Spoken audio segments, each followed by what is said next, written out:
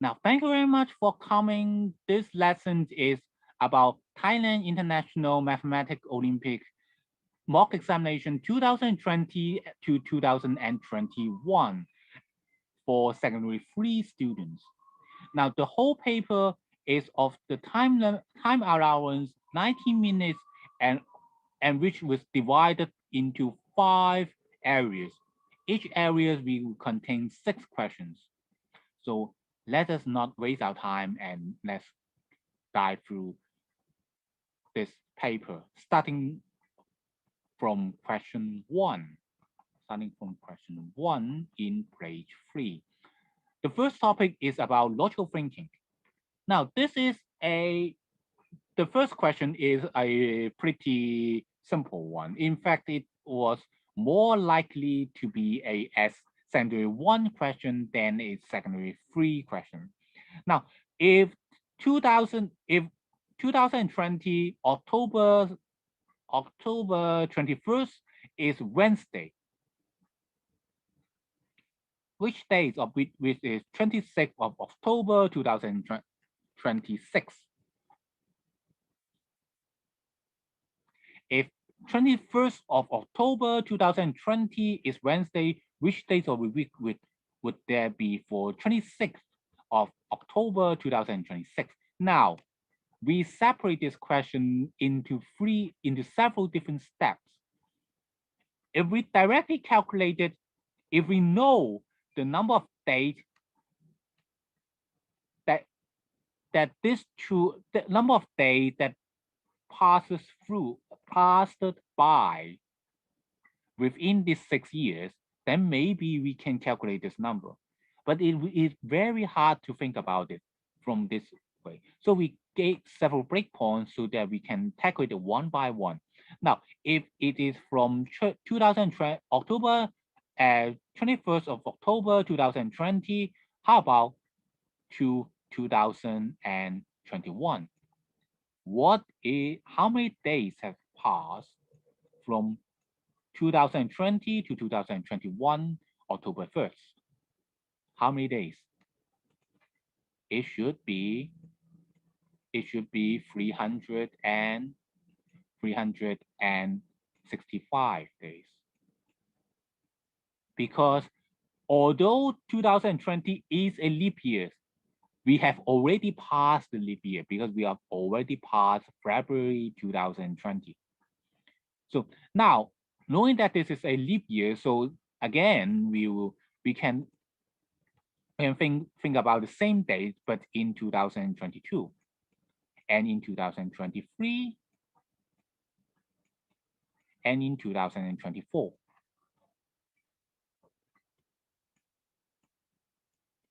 And in 2025 to 2026, and then back to our destination.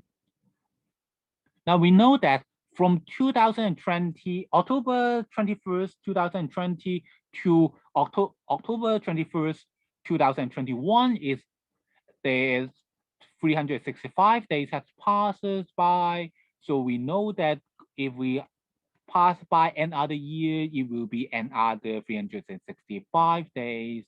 And if we pass by another year, we will get another 565 days.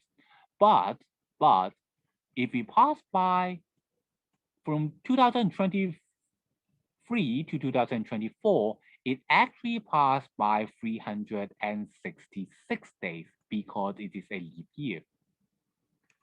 So again, after this, again, a normal year to 3065, and then another normal year, 365. And then from 21st of October 2026, we then pass through 5 more days to our destination. So the number of total days passes through is all the sum of all our blue numbers, or the sum of all of our blue numbers. So we get 365 times 6 times 6. 1, 2, 3, 4, 5, 6. and then plus 6. Now, why plus 6 is, or maybe we make it easier. 2000, there's 5 normal year, 1 leap years, and then extra 5 days. All right. Now, we want to know that what this number when divided by 7. Or maybe in a fancier way, we will not use the division symbol, will use the mod symbol. What is this number equivalent to when it was divided by 7? We know that 5 is still 5. It doesn't change. 366, when it was divided by 7, it will remain 2. And 365, when divided by 7, it will remain 1. So this is 5. So we know that it was passed by is 5 plus 2 plus 5, which is still 5. So we know that after pass through all the state, we know that it has passed through a number of complete weeks and an extra 5 days. So we know that if today is Wednesday, then we are calculating 5 more days, which is Thursday, Friday, Saturday, Sunday, and we to Monday. So we know that our answer must be Monday. So this is the answer of the first question, Monday.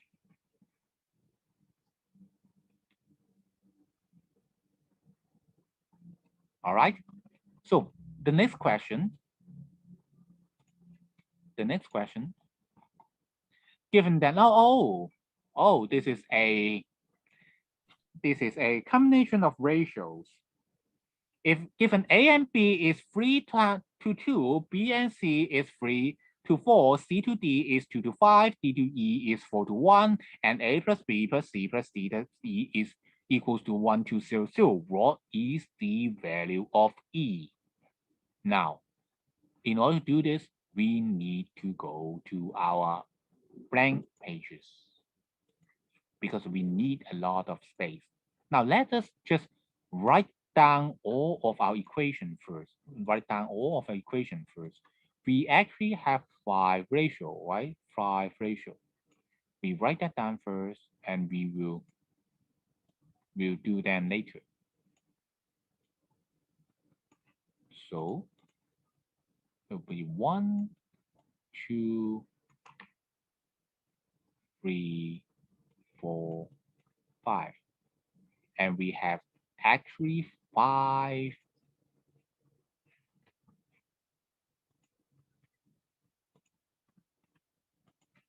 numbers. First, the first one is A to B is equals to 3 to 2.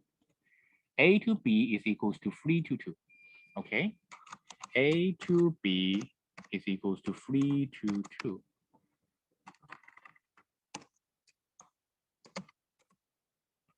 Second, the second one is B to C is equals to 3 to 4.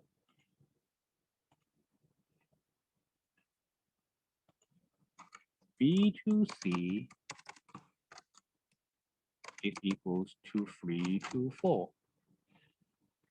The third one is C to D is equals to 2 to 5. C to D is equals to 2 to 5. C to D is equals to 2 to 5. And then the next one is D to E is equals to 4 to 1. D to E is equals to 4 to 1. D to E is equals to 4 to 1. All right. Also, we don't even need the fifth one. All right. So we have 4 different ratios. Now, the first thing to do is we would like to combine them. Now, how we combine? Now, let us combine these two. What do you mean by combine? Now let us write down from, we see that both of which will have a B as a common factor, right? We have a B as a common factor. This is A, this is B, this is C. Now A to B is 3 to 2. B to C is 3 to 4. Now, by combining them, it means that we want B having the same number in this two ratio. But how can we make sure that it has the same number in this two ratio? Simple, right? We take a smallest multiple of it, 2 and 3. So then we can get 6. We can get 6. So if we get 6 here, so the second question would be if it is changed from 3 to 6, so it must change from 4 to 8. And the top one, since it changed from 2 to 6 is 3 times, so A is equal to 9 to 6. So now we know that A to B to C is actually equals to 9 to 6 to 8. All right. Now, after which we can combine even more. We can combine every pair. For example, like this, we combine these two. We know that now we already have C equals to 8, right? But now here C is equals to 2, which is roughly 1/4 of C. So the simplest way to do this, is just multiply this whole thing by 4. So then we can get an extra D here. So D must be equals to 20. Ta-da! That's so simple, right? Now, but D is equal to 20. In here, we see that D is equal to 4 is equal to 1/5 of this D. So by multiplying it by 5, we can make sure that they have the same D, same number in D. So, ta-da! So when it was multiplied by E, it must be equals to 5. So we know that by combining these two, combine these 4 together, we get that A to B to C to D to E is equals to 9 to 6 to 8 to 12 to 20 to 5. All right. Now, after doing this, then we ask what exactly is ratio? What exactly is ratio? What this equation actually means? What does that mean? It actually means that if A is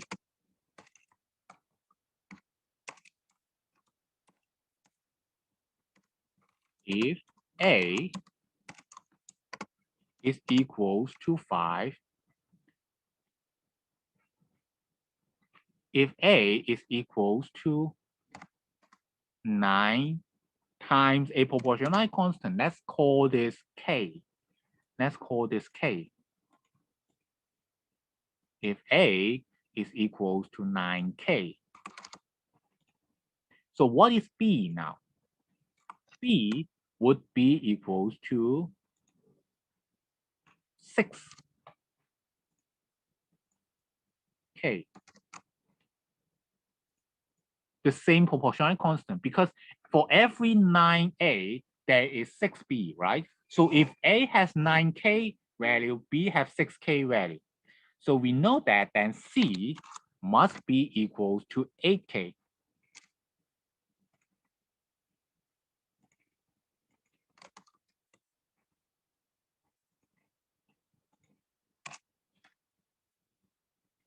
So now D must be equals to 20K.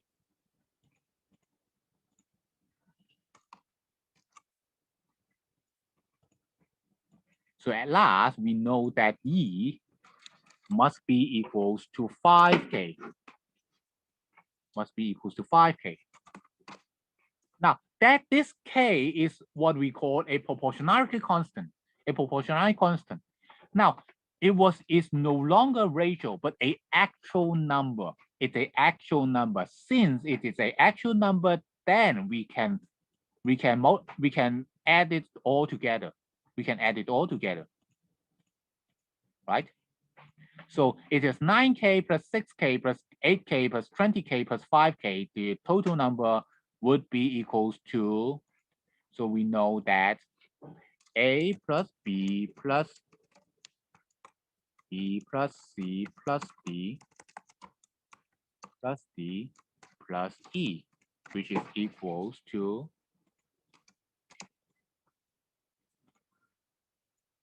9 plus 6, which is equal to 15, 15 plus 15, which is equal to 20, 20 times 20 is equals to 40, 40 plus 8 is equals to 48. So now we know that this is actually equals to 48K. But we also know that this is equal to 120, right?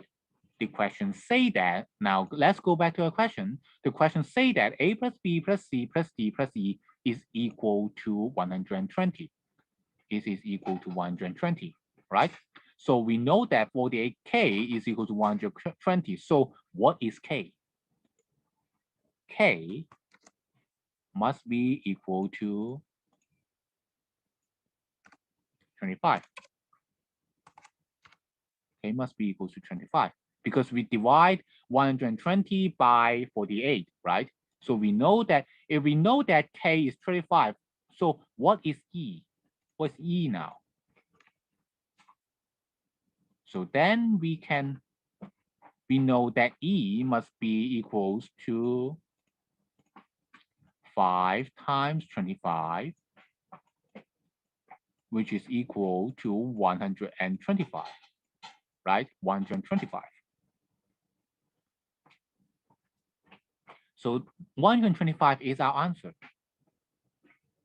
Now, combining ratio, if you are familiarized with it, it is very easy.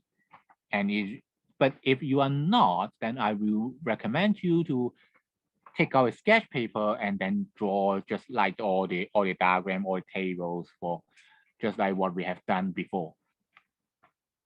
Okay. So now let's go back to our paper and we're going to do question 3. Now in a math competition, there are 18 questions with, if you are correct, then you get 1 point. If you are wrong, then you are deducting 1 point. If you do not answer it, you will have get 0 point. So what's the possible number of points that you can get, including negative points? What's the possible number of points that you can get? Well, the highest mark must be when you get all answers correct, right? We consider all the score. We consider all the score.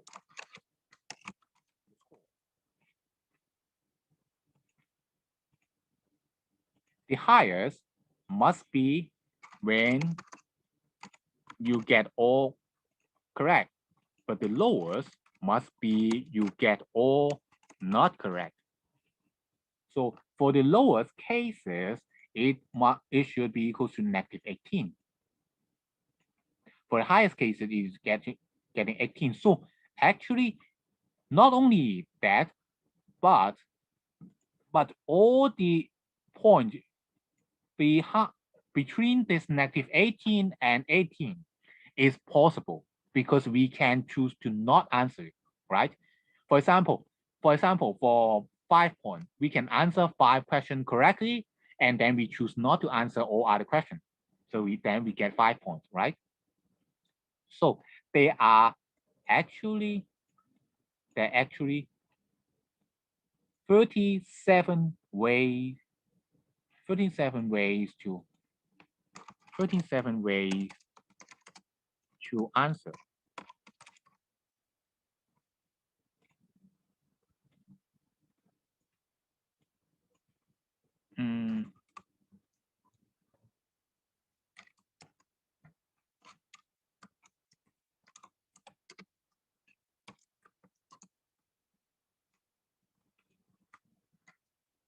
Okay.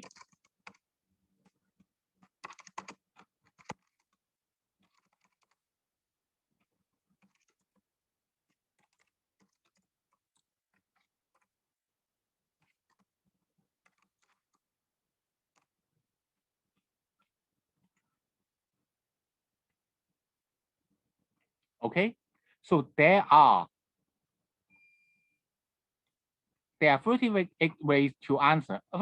No, well, yeah, this is a strange way of saying it. We should have 37 ways to score for different score.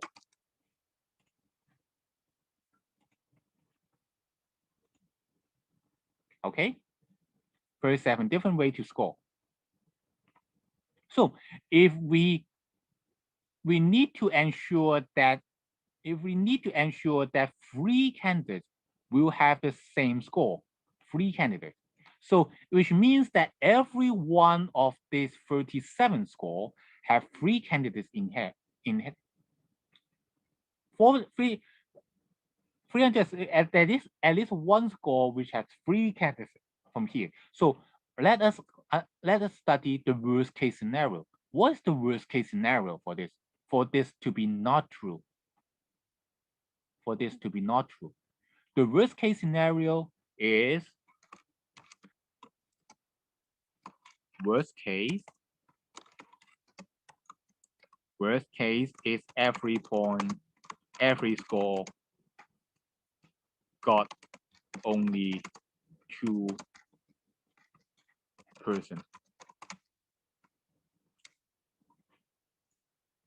Every score only got only 2%.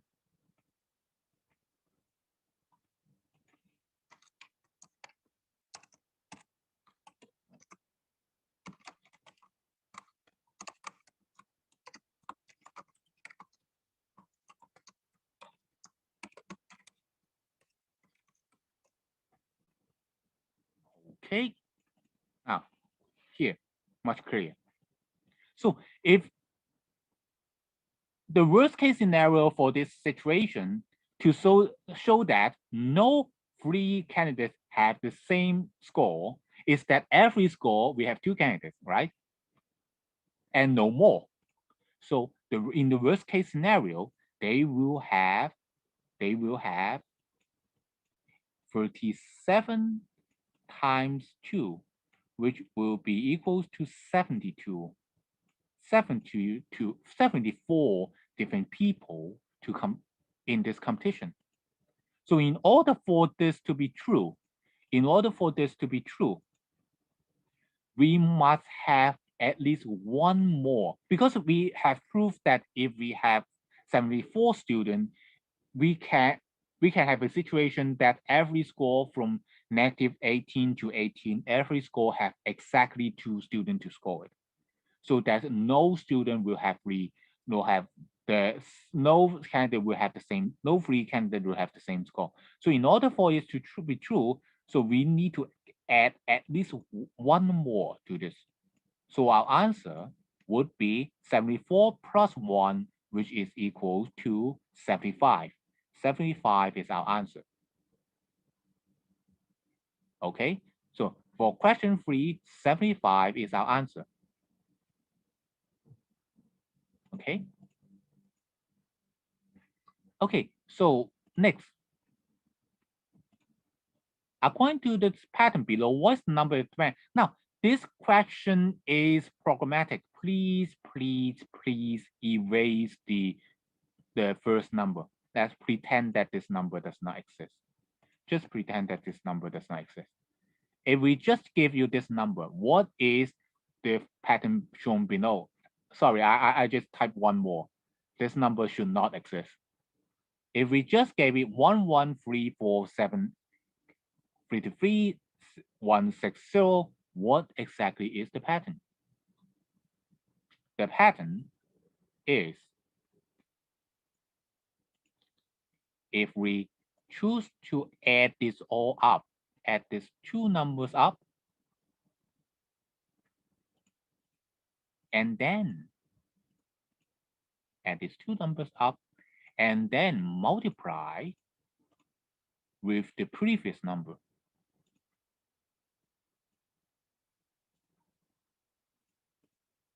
Then we get the next number. For example, in here, 1 plus 3 times 1 is equal to 4. Or 3 plus 4 is equal to 7 times 1 is equal to 7. So in here, 7 plus 33 is equal to 40 when it was multiplied by 4, which would equals to our 116.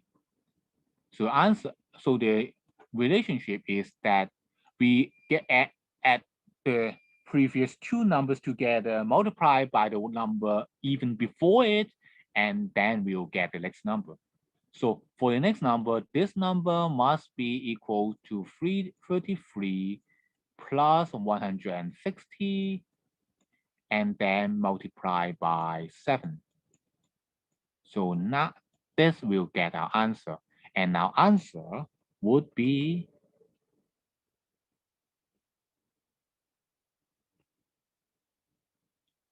our answer would be 1351. 1351. All right. Now, for question 4, please cross out the first number. This is a typo. I've typed one more numbers in the very beginning. So this is a wrong number. So it start from 1, 1, and then go to 3, and then to 4, 7, 33, and 160.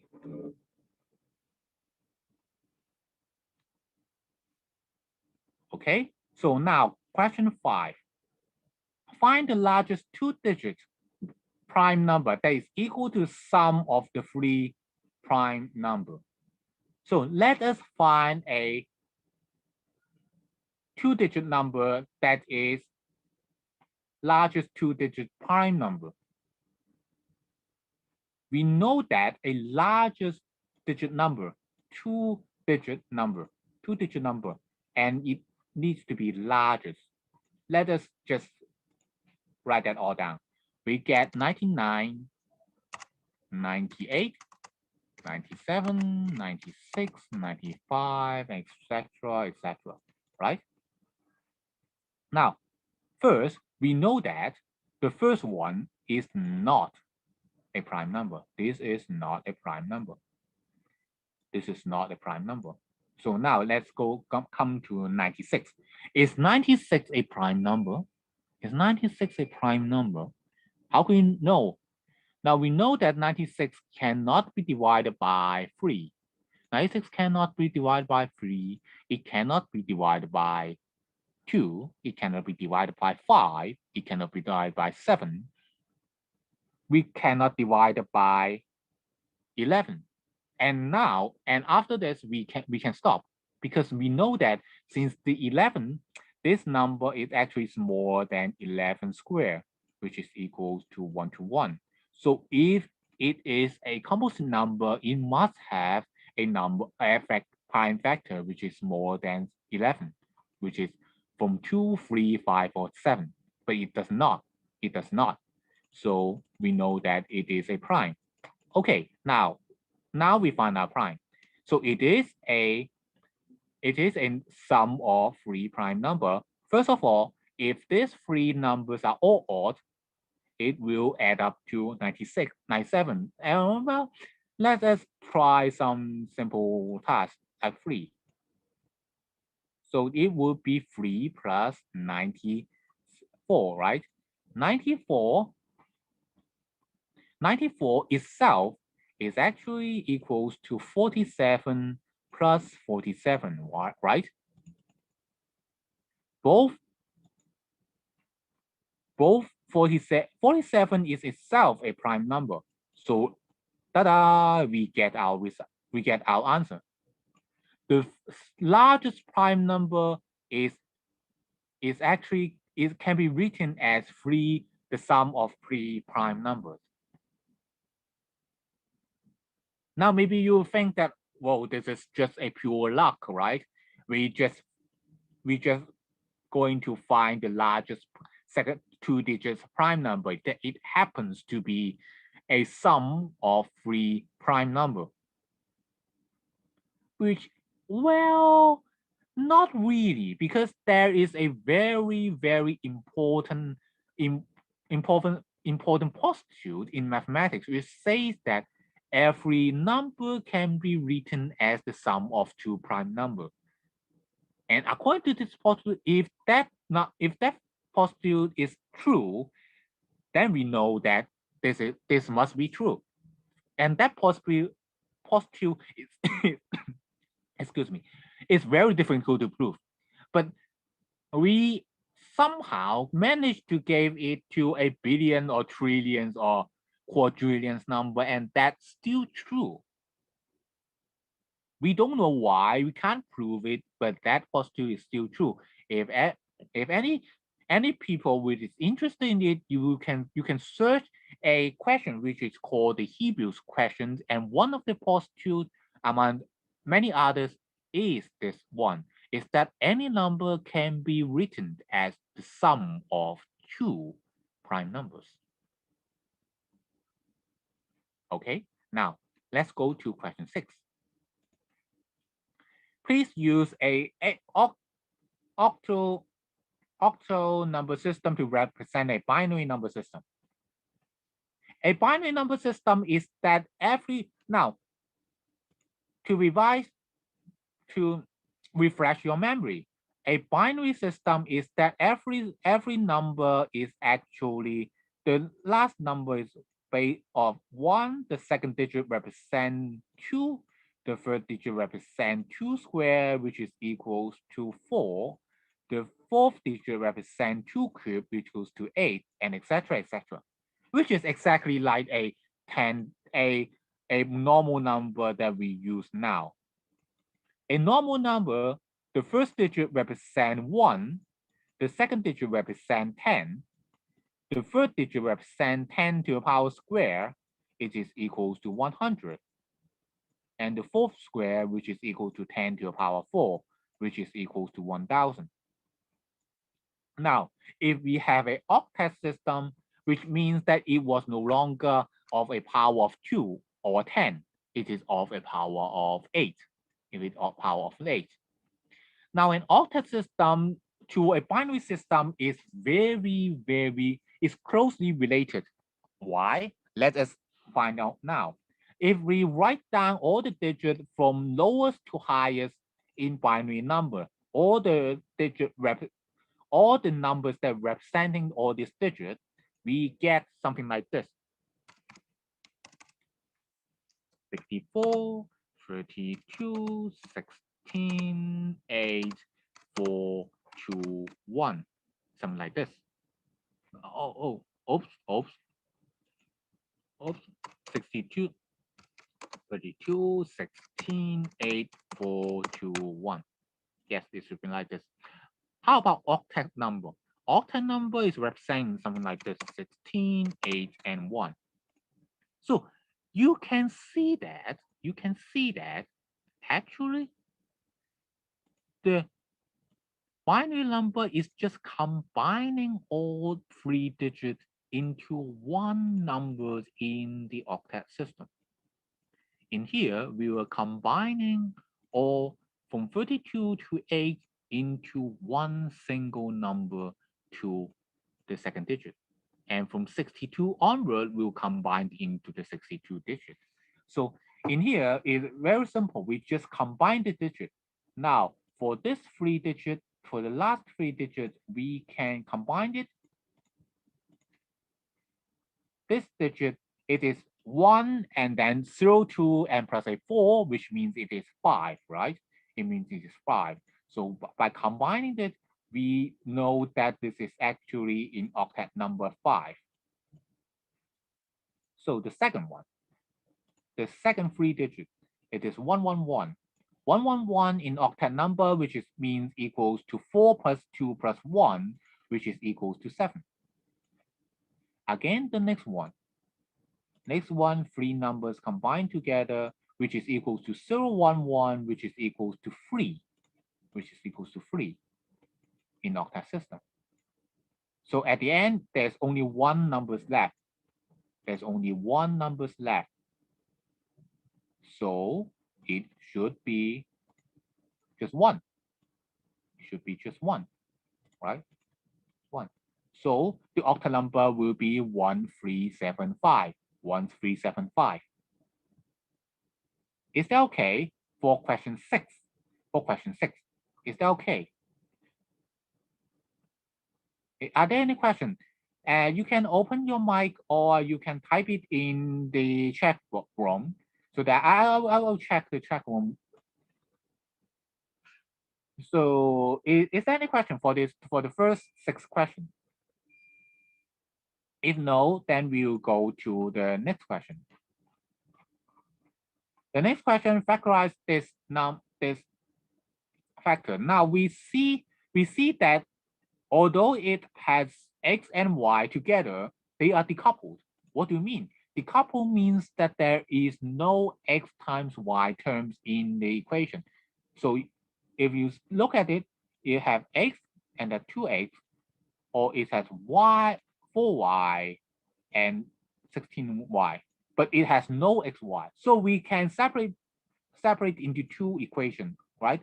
One of them is equal to x squared plus x plus 2x plus 1.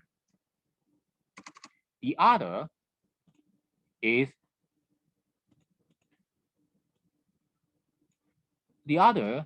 equals to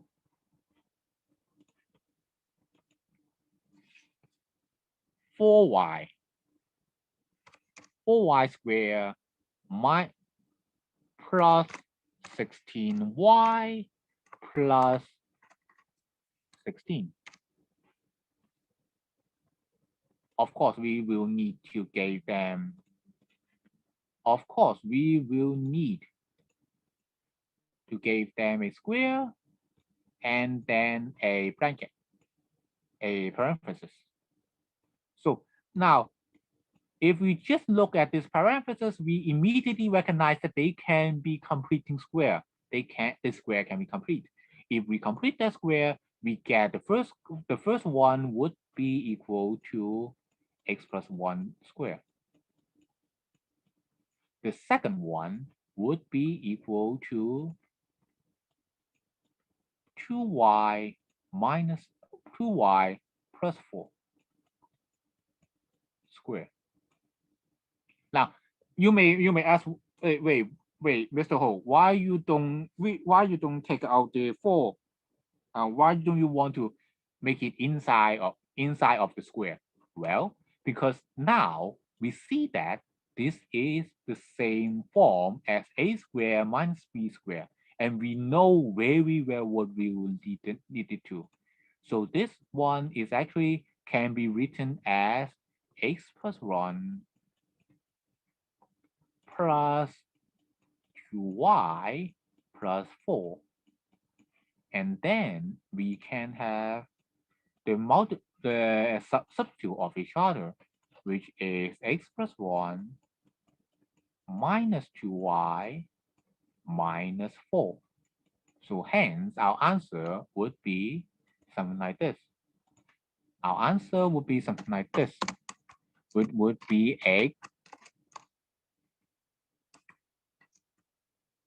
x plus 2y plus 5, and then we get x minus 2y minus 3. Minus 3. So this is our answer. X plus 2y plus 5 and x minus 2y minus 3. This is the factorization. All right, this is the factorization we need. All right, so the next question, question 8. Now, from question 8 onward, we will see many kinds of this infinite series. Now, this infinite series is mostly solved by substitution. Okay, so let's go to question 8. Now, if this is 8, now please look at it this way. This is very similar. This is very familiar. Then what is this? This is x, right? So we can write x as x is equal to, we can write x into x is equal to root 32 minus 14x, or we can write it as x squared equals to 32 minus 40x, or x squared plus 14x minus 32, which is equals to 0.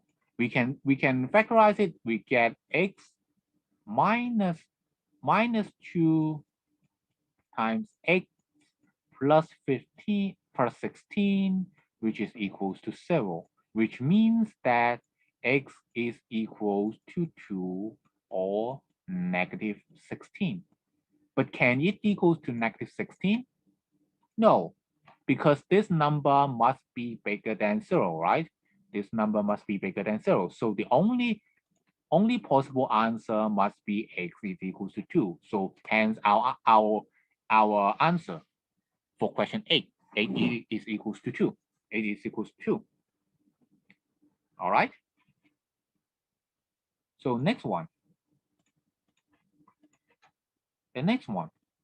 If question 6, in question 9, find the minimum value of this. Again, we can do this by completing square. In this case, now we do need to take out the 2's in this situation. So we look at the first part.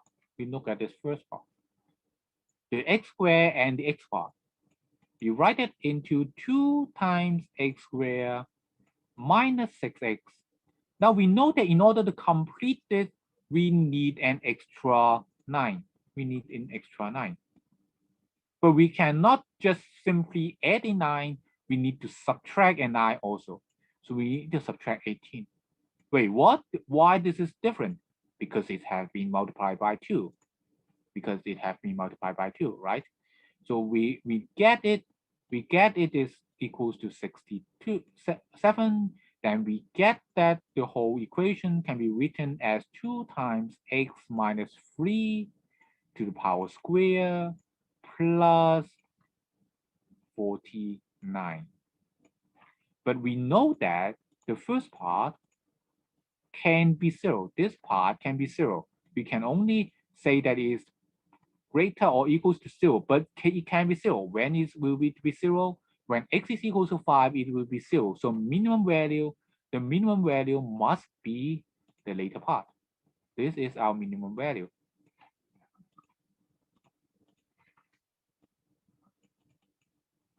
Right? This is question 9. This is question 9. Okay, question 10. Question 10. If 2x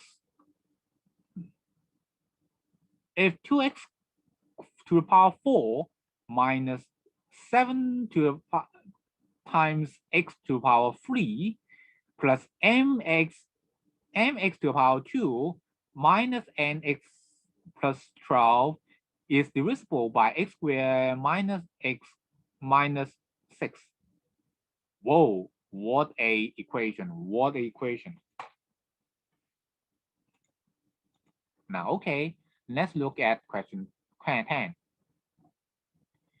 If this is divisible by this, now we can first write that down in a multiplication way, which means that since it is divisible by, which means that our 2 to the power 6, 6 to the power 4, yada yada equation, formulas must be a multiple of x squared plus x minus 6, right? So we can write it all down, 2x minus 2x minus 7x plus mx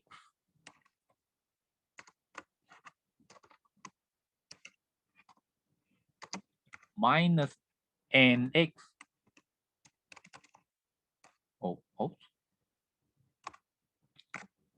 plus mx squared minus nx squared plus 12. This must be equal to something we don't know, something. Let's write it all down. This equation must be equal to something we don't know. Let's call it fx. Now this is actually not important, this is actually not important. We just gave him a name. Now this is our quotient, and we have our divider. Divider is our x squared minus x minus 6. And since it is divisible, it means it has no remainder. So we know that this equation satisfies. Now, supposedly we can solve for fx. We can use a long division to divide them one by one, and then you get the answer. But one thing for sure is that x squared minus x minus 6 is actually can be decomposed further into x minus 3 and then x plus 2. Which means that if x is equals to 3 or x equals to 2, this one must be equals to 0.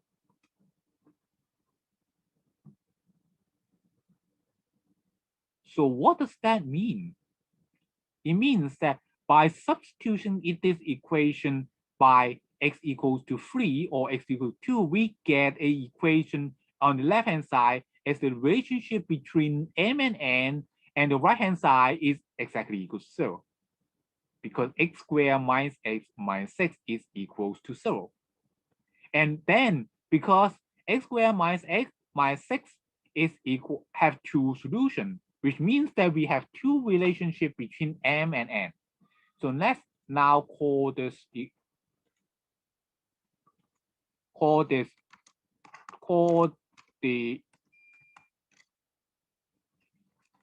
let us now call the equation that we have the primary equation gx. This is gx. This is gx. If it's gx, now let us ask what is the value of g3. Now g3, according to the equation, it should be equal to 2 times 81, or maybe I write it in equation. G3. What does that mean? It means it must be equal to 2 times x3 to the power 4, which is 81, minus 7 times 27, plus 9 times m, minus 3 times n, plus 12, which is equals to 0. So if we rearrange this equation, we can get 9m minus 3n, which is equals to our 7 times 27 minus 2 times 81, which, and then we minus 12, which is equals to 15. Or we can say that it is 3m minus n is equals to 5.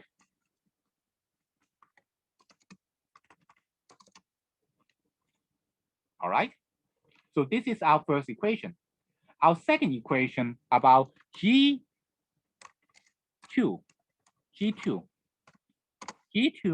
When we substitute x into 2, G not 2, G negative 2.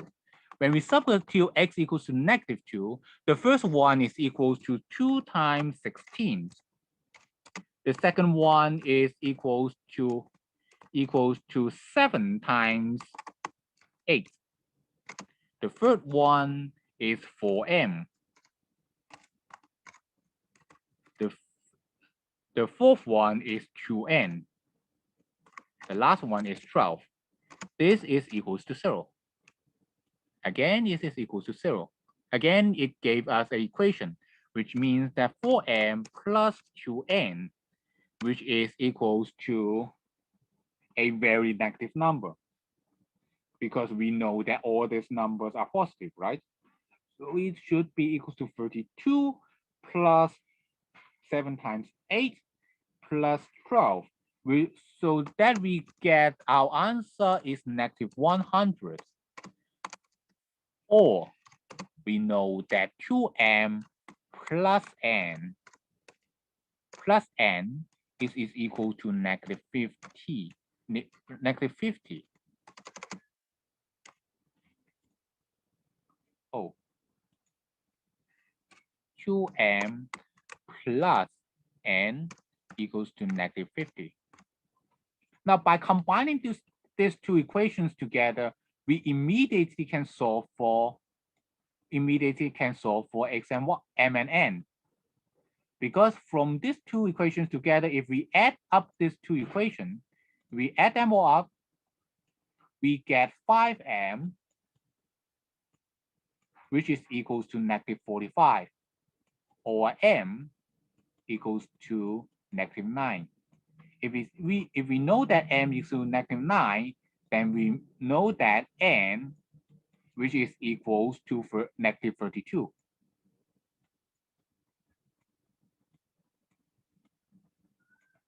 We know that it is equals to -32. So what is their multiple? What's their multiple? Which is equals to 32 times 9. Which is equals to 340 times -32, which is equal to 288. 288. 288 is our solution. 288 is our solution. All right, this is question 10. This is question 10. 288. Okay, so now let's go to question 11. Let's go to question 11. Simplify this equation. Now, when we talk about simplifying this, what we mean is that we are expecting it to be written as something like this: root A plus root B. We expect it can be written as something like this. But if we try to square this equality on both sides, then we immediately get two equations. One, A plus B,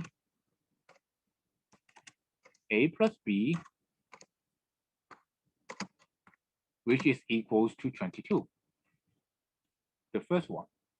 The second one we immediately get is A times B, which is equals to 1/4 of 340.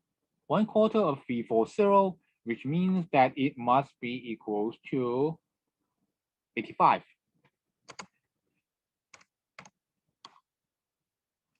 So we can then solve about this. But we also know that since 85 is actually equals to 70 plus 5, and hence the answer is very, very, very obvious. One of them must be 17, and one of them must be 5. So we know that this equation must be equal to root 17 plus root 5. Oh, all right. All right. This is question 11. This is question 11. Okay, let's go to question 12. Question 12. Again, it is the same method. We replacing the things that we know that we do not know with the things that we know. Now, in here, since x is equal to this, but look at this part. This part is exactly x, right? So we can write our equation is equal to x is equal to root 8 times x, or x squared is equal to 8 times 8. So x, we know that x must be equal to 8. Of course, the other answer is x is equals to 0. But since x is not equal to 0 according to our equation, so the only answer will be x is equal to 8, right? So this is rejected. The only answer is x is equal to 8. So this is for question 12. This is for question 12. Are there any questions for this 12 questions?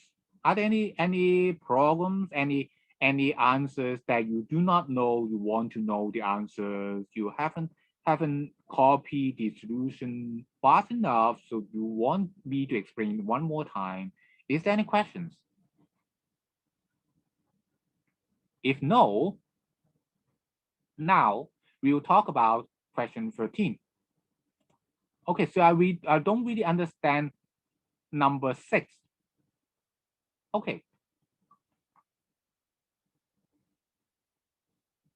Okay. Question number 6. Is that this one? Now, because if we look at this, now let me give an simpler answer. What does that mean to be this number? This is a binary digit number, which means that the first digit is representing 1. The second digit is representing 2. The third digit representing 4. So all this number combined, which form all the number from 1 to 7, which is exactly what we will do for a odd-tag number. Because an odd number, the first digit is also representing from 1 to 7. It is because in a binary number, we just have let me list out all the binary numbers. So it's 3, 1, 2, 2, 5, 6,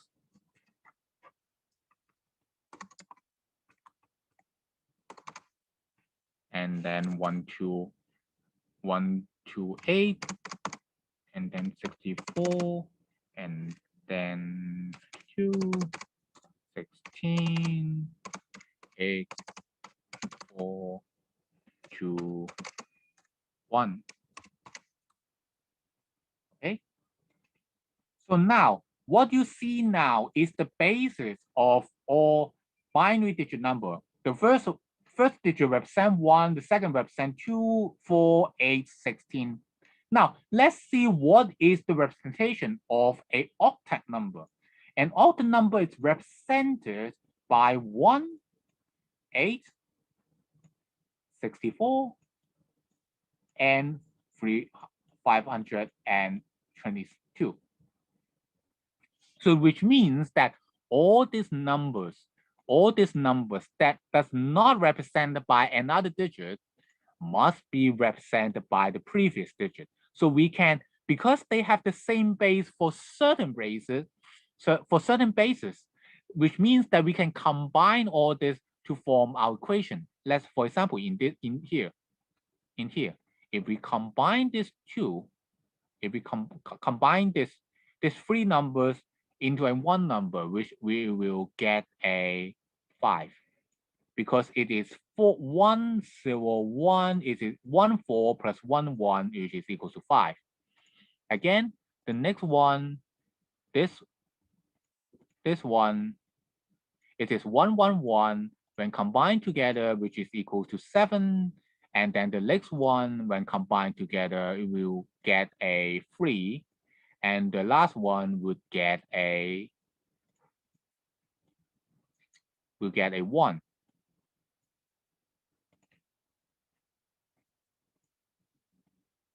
So by combining this digit, we have transformed our number from a binary digit to an octuple digit. What does this orbital 1375 mean? It means that it has a 5, but also it has 7, 8. So this number is actually equal to 1 times 512 plus 3 times 64 plus 7 times 8 plus 5. So this is exactly what we are doing it in the binary number. It's just having a base much bigger so that we need to clump all this number into one unit. All right. Okay. Are there any questions? Okay, thank you. Now let's go to question 13. Question 13.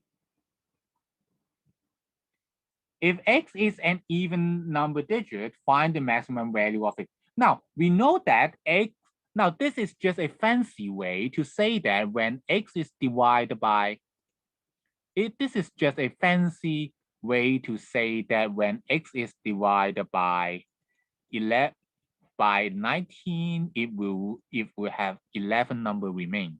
It's just a fancy way to say something like this, right? Now, of course, if we know about this, then now we can operate on it. Now, what about if we minus both sides by 11? Then we get something very interesting. The first equation we will get is that x minus 11, which is equivalent to 0 when it was divided by 19. The second equation will say that when x is minus 11, which will also equivalent to 0 when it was divided by 23. But equivalent to 0, what does equivalent to 0 mean? Equivalent to 0 is exactly mean it was divisible by 19 and 23. So we know that.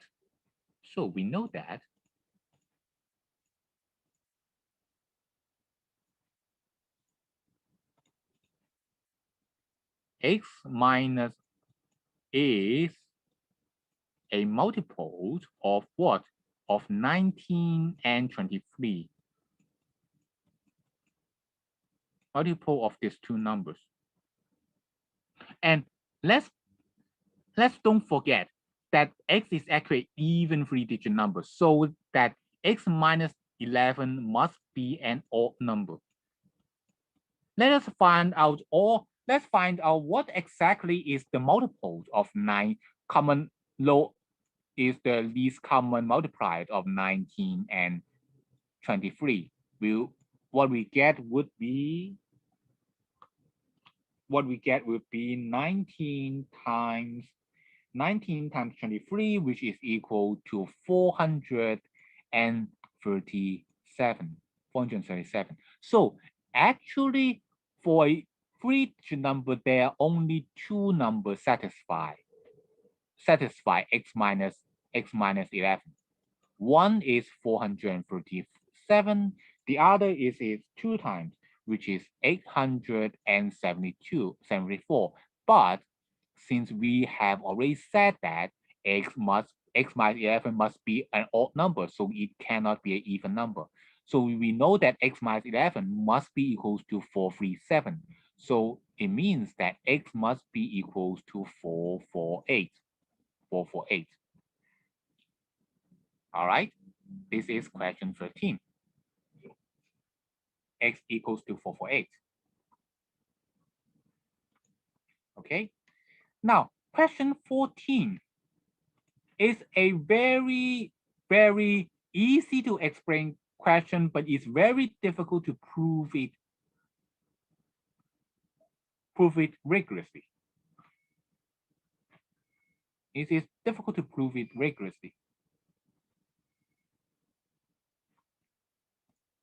Now, if we have a function, if we have a denominator which is 1980 and denominator some number which is called a. Now, but if we think about 1980, what exactly is this number? This number is actually equals to 18 times 110, right? 18 times 110. So it has a 2, it has a 3, it has a 5, it has a 2, it has a 3, it has a 5, it has a 11. In fact, it should be 2 twos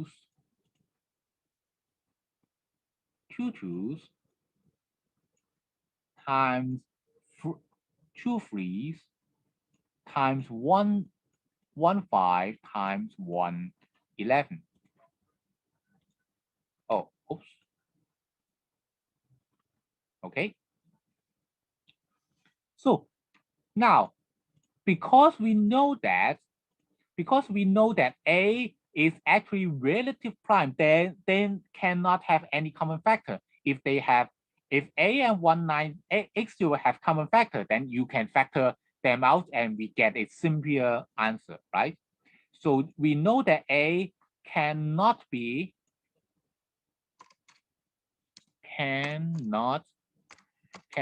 have 2, 3, 5, and 11 as a factor.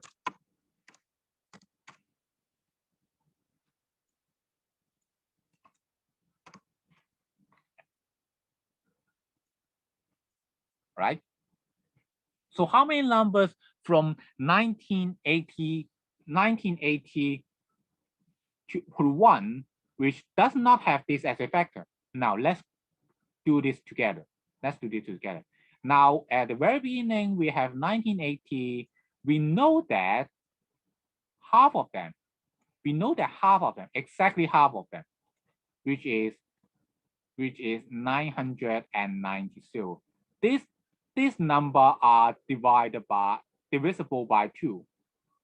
It's divisible by 2. Now in divisibility, we will write something like this. Divisible by 2. So we don't need that 919 number. We just there's only 919 number which is not divisible by 2 remains. Now after this, we know that there are 330 numbers that is divisible by 3 because we just divide 990 by 3, right? So we don't need those numbers. We only remain is 660 numbers.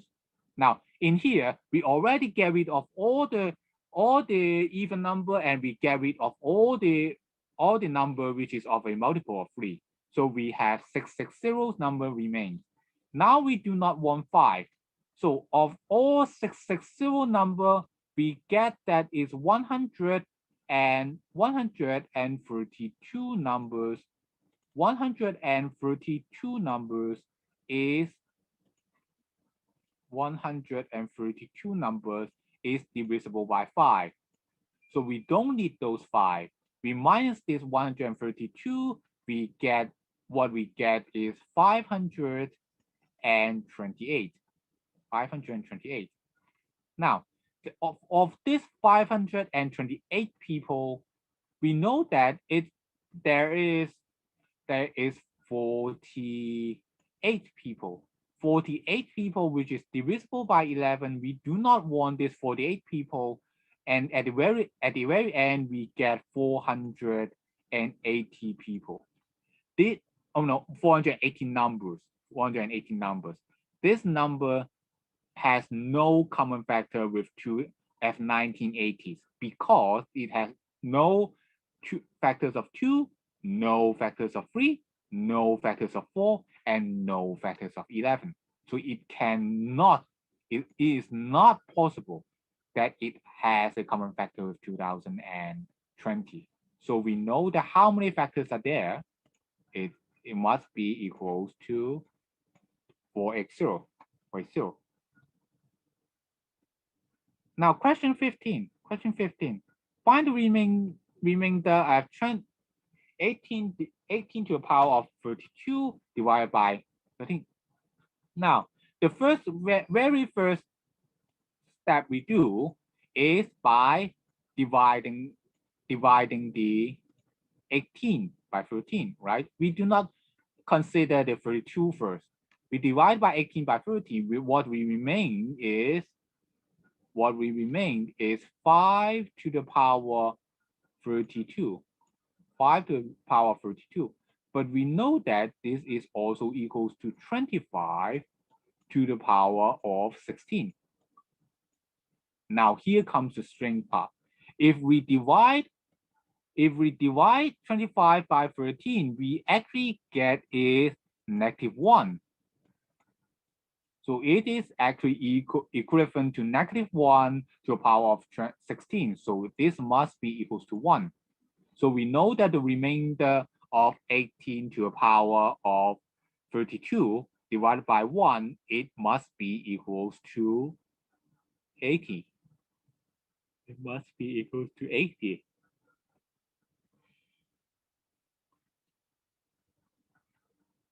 No, it must be equals to 1. All right. So question 16.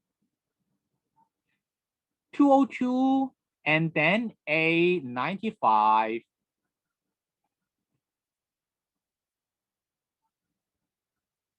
and then A95 and B4623 is a 11-digit number and it is divisible by 9. Find the number of A plus B. Now, because it is divisible by 9, so immediately we can have two conclusions. One, it is divisible by 9. One is that this number is divisible by 9. Two, this number is divisible by 11. Because this is a multiple of 99, and 99 is a multiple of 9 and 11. So which means that it must be divisible by 9 and it's also divisible by 11. But we know that if it's divisible by 9, then this digit sum of digits must also be divisible by 9, right? So let's count this sum of digits. The sum of digits is equal to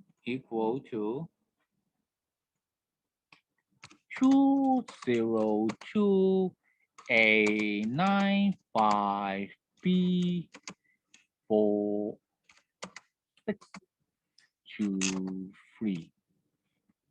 So we can cross out all the numbers which add up to 9. For example, we don't want 9. And then we can have a 5 and 4. We don't want it. We don't need 6 and 3 add up to 9. So what will remain is equals to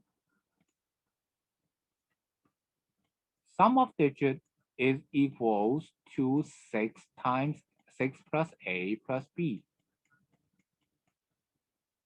which means that A plus B must be equal to, because it is a two numbers added together, so it must be equal to 3, either 3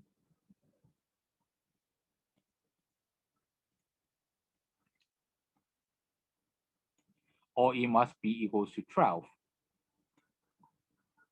So there's only two possibilities.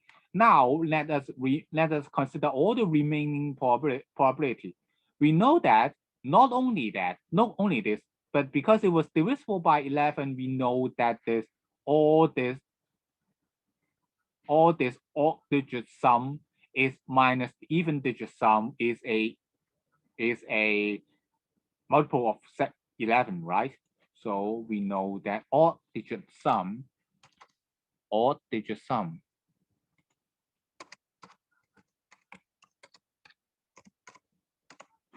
minus even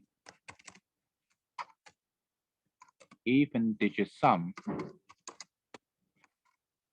Let us calculate it. Odd digit sum with 3, 6.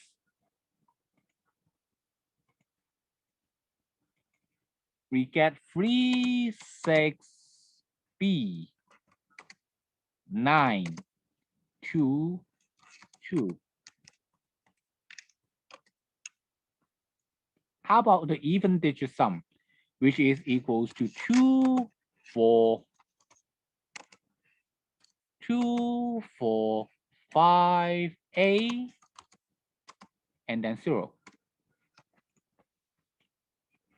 So we want to minus them all, then we can get 3 plus 6 plus 9 is equal to 18 plus 2 plus 3. This is 22. So this is 22 plus B.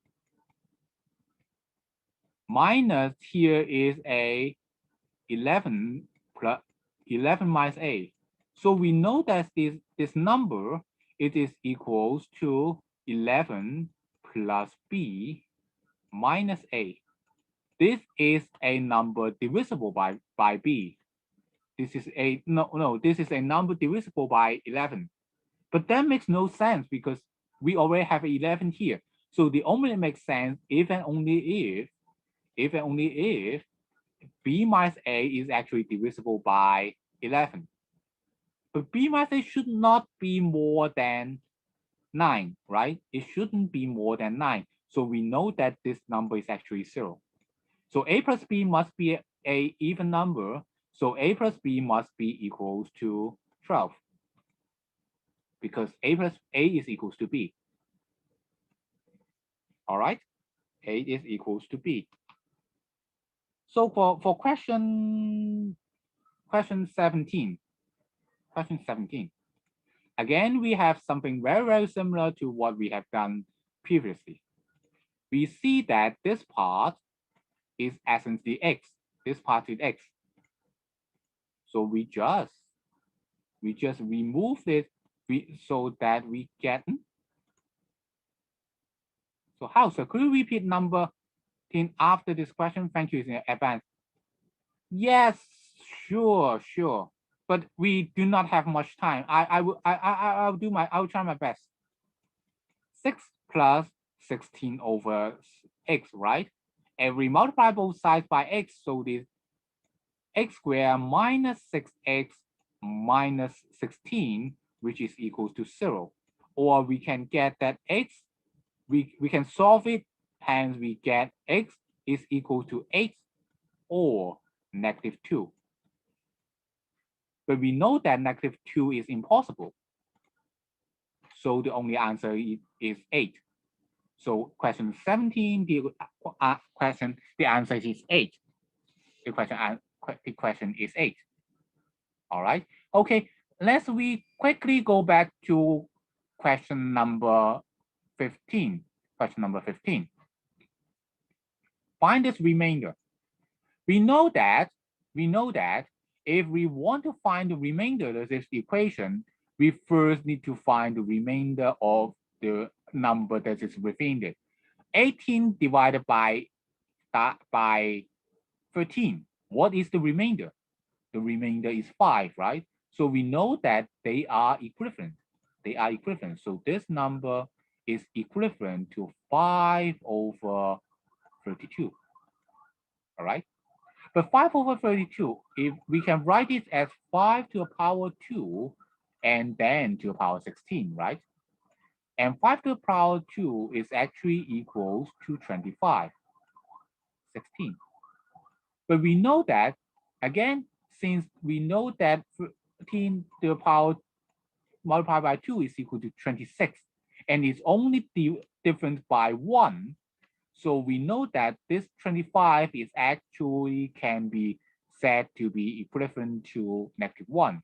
So it would be -1 to the 16, and hence -1 to the power of 16 is equals to 1. So our remainder is 1. Our remainder is 1. Is there any question, Default? If no, then we go to the next part of this factor. Okay, thank you. Now, we go to the last part, which is question 18. And question 18. 18. Oh, oops, sorry, I skipped the question. If this, this question is difficult. This question is difficult, but at the same time, if you know what you are looking at it, then it's okay. Now, a number to the power of 7 is equals to this. Mind blown. How can we calculate it? Now, the method is, we first ask this question. Is this a 2-digit number or is it a 3-digit number? 2-digit or 3-digit or more? Can it be a 3-digit number?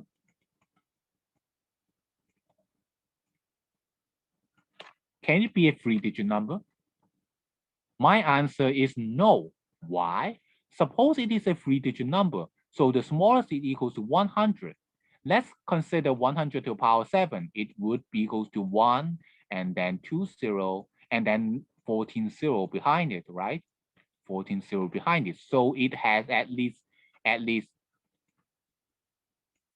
14 0. So it has at least 14 numbers, but here 1, 2, 3, 4, 5, 6, 7, 8, 9, 10. It just get 10. So this K must be a second-digit number. It must be a second-digit number because if it is more than 100, it's already too small for it.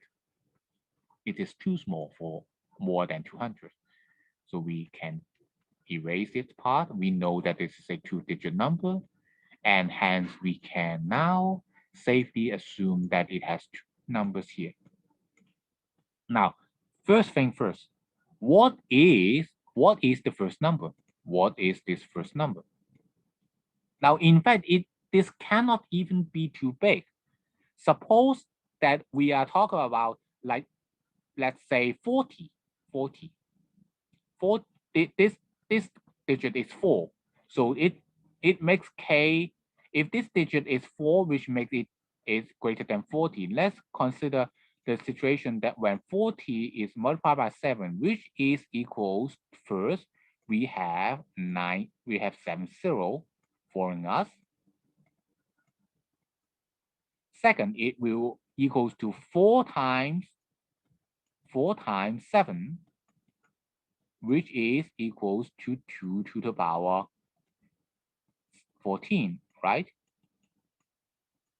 But 2 to the power 14 is equals to 16 times 1024.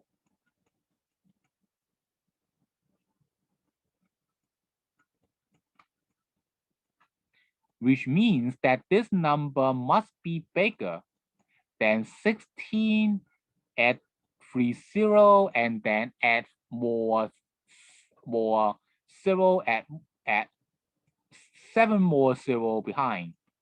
So how many digits are there? 1, 2, 3, 4, 5, 6, 7, 8, 9, 10, 11, 12. But this has only 10.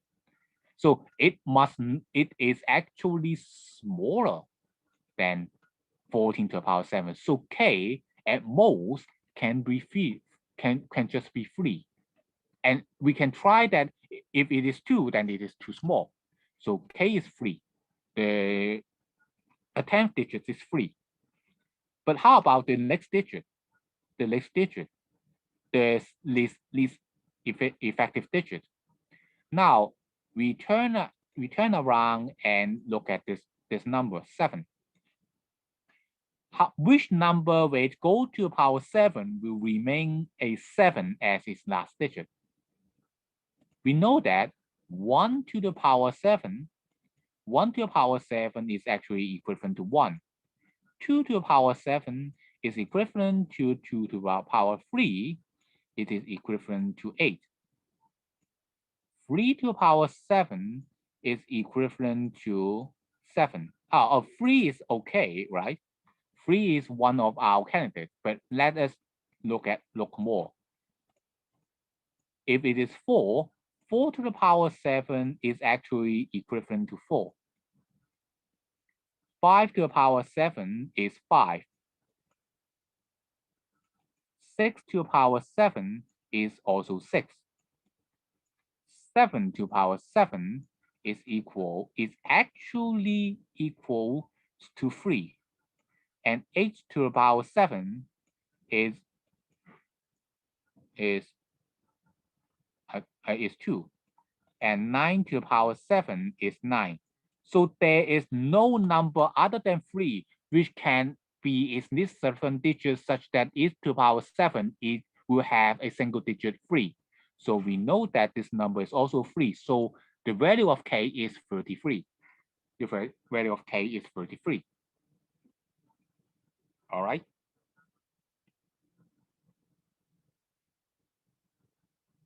Now there are more numbers to be talked about. So I'm sorry. It is actually not 3. It's actually 2. It's actually 2. But again, we can say that it is actually smaller than 13 to the power 7 by comparing digits. You can compare digit and find that it is actually smaller than 13 to the power 7. Okay, so this is question 18. So we have a lot to talk about. We still have a lot to talk about. Okay, so now we go to question 19. Find the area enclosed by the x-axis. We know that this is an x-axis. Enclosed by the x-axis. This is x-axis. The straight line 2x minus 2x minus 5y, it will equals to 20. Now this is the y-axis. This is the y-axis. This is the x-axis. So another line is equals to 2x plus 2x minus 5y is equals to 20, which is this line. And another line, 2x minus 7y, which is equals to 8. 2x minus 7y is equals to 8. Again in here, then we get that equals to something like this.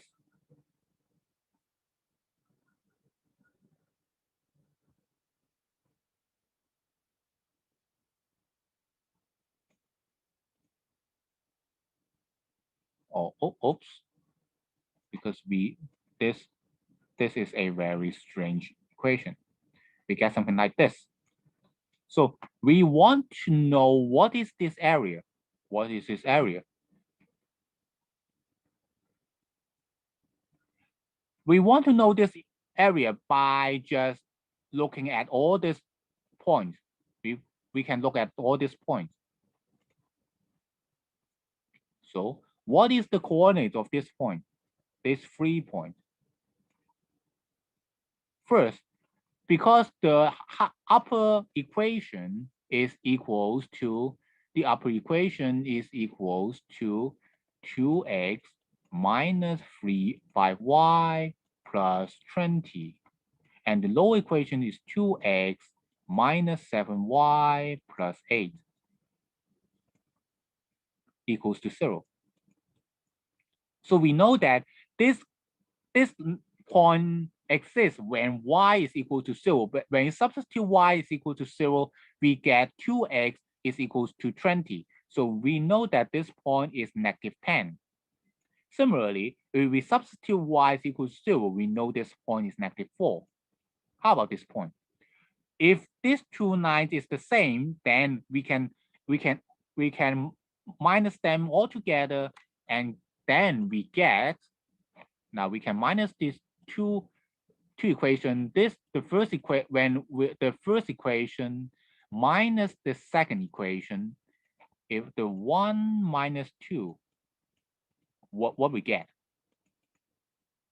What we will get is 2x will be cancelled out. We get 2y, which is equal to 20 minus 8, which is equal to plus 12. It's equal to 0. So the y coordinate of this is equals to -6. Y coordinate of this is equal to -6. Now, of course, we need to calculate the x value, but that is enough. Why? Because now we know that the base of this triangle is of length 6, and the height is of length 6 also. So what is the area? The area must be equals to 6 times 6 divided by 2. So it is equals to 18. So it equals to 18. All right. This equation would be equal to 18 because it has the base 6 and the height 6. All right. Okay, so next question. If a straight line passes through A4, 2, and the slope, how to calculate slope? Slope, if we want to calculate slope, we need to use the y coordinate minus the other x coordinate, right? We need to use the y coordinate. The slope is equals to, we most likely call them m, is equals to y2 minus y1 over x2 minus x1, where x2 and y2 is the x and y coordinate. We know that this is equals to -2, but we also know that it passed through 2 points. We pass through 2 points. Which 2 points, you may ask? Now, let us draw the graph and then you will see. Now, since it has a slope of negative, which means it goes from the top left corner to the bottom right corner.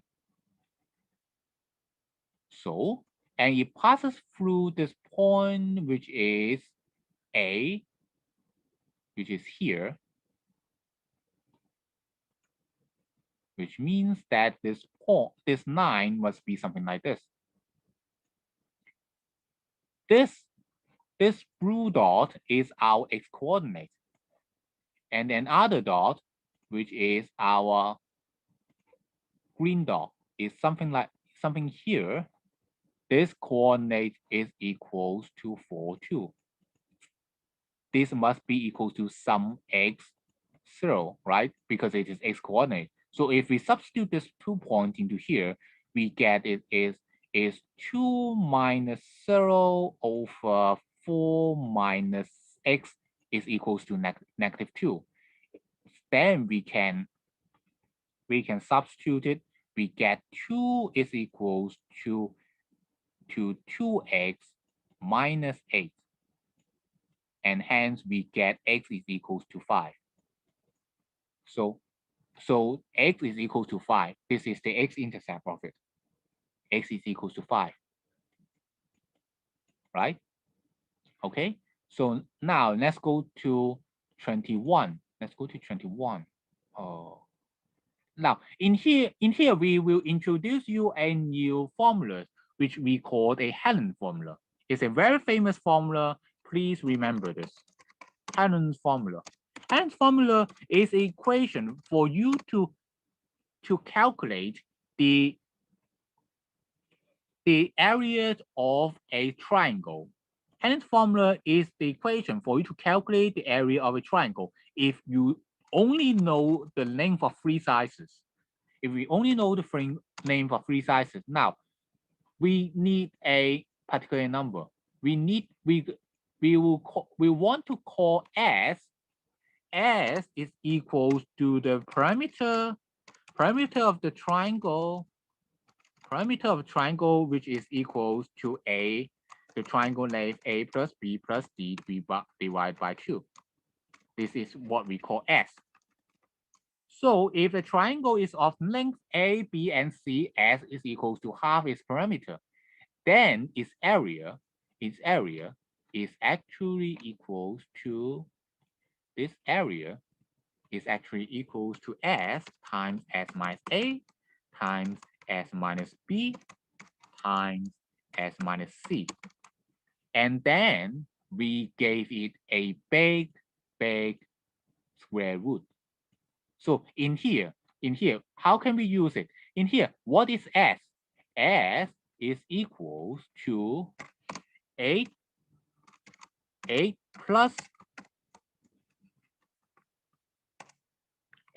11 plus 13 and then divided by 2,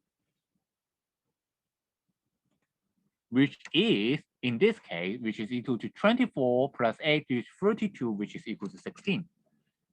So the area in this case would be equal to 16 times 16 minus 8, which is equal to 8, times 16 minus 11, which is equal to 5, and then 16 minus 13, which is equal to 1, and then this number, and then we gave it a square root, which makes it equals to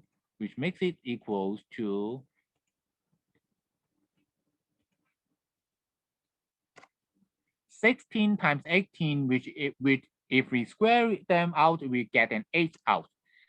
But there is 10 remain in here. So the answer would be 8 times root 10. 8 times root 10. This is question 21. Question 21. 8 times root 10. So this is the Helen's formula. Very useful.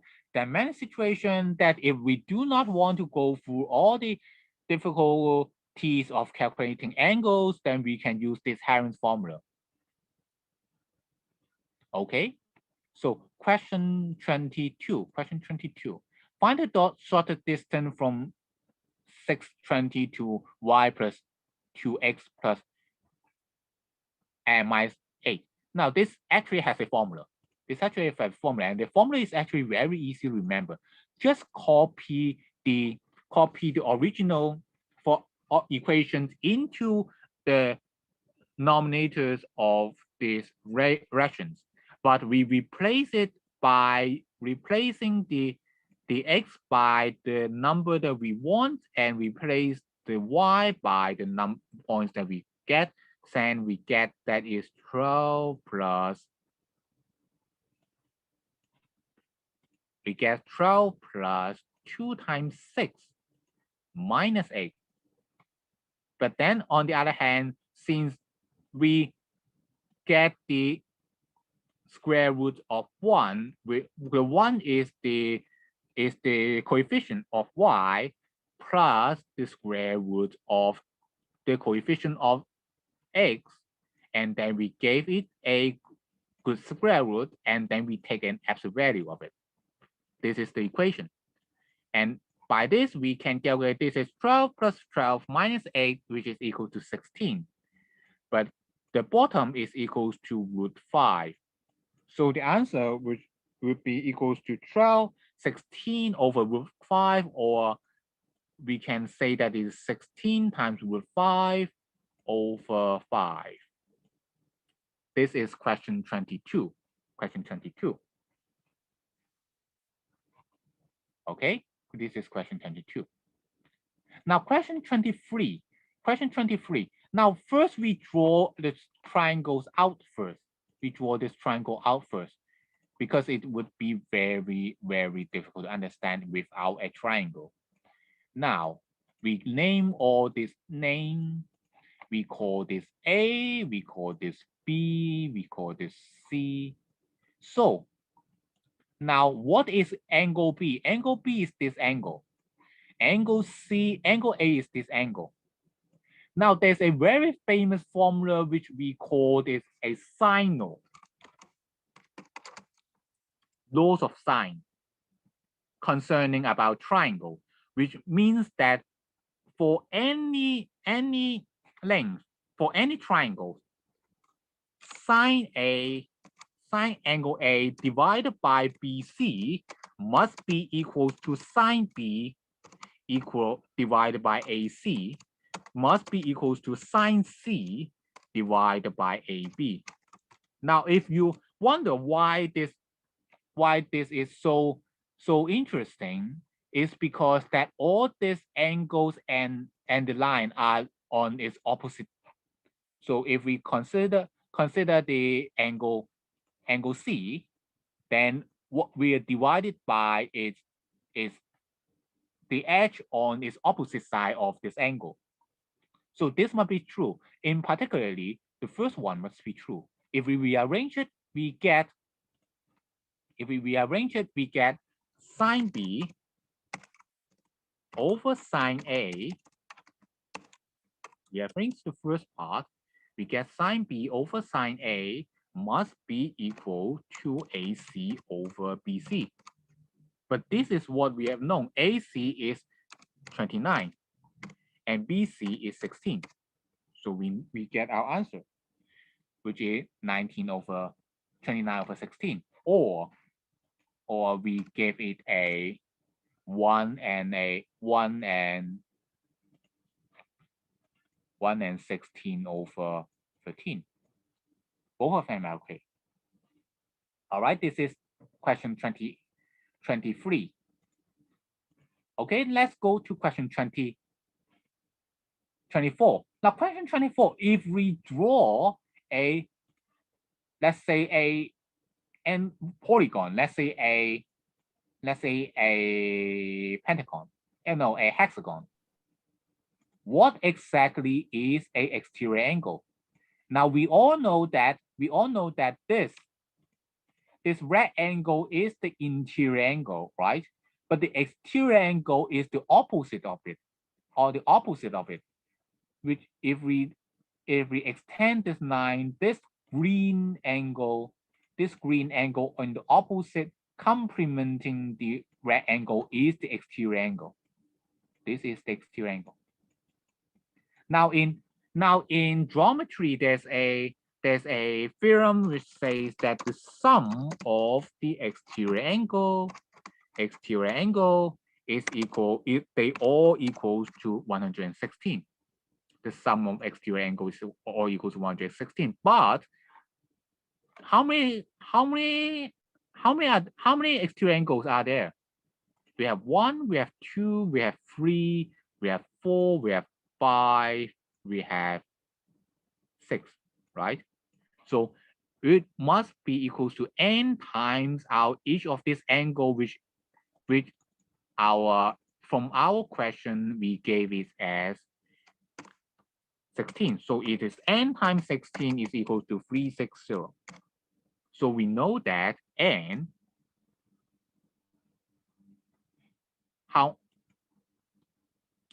is equal to how many? N is equals to 360 divided by 16. So that we get 360 divided by 16, which is equal to no.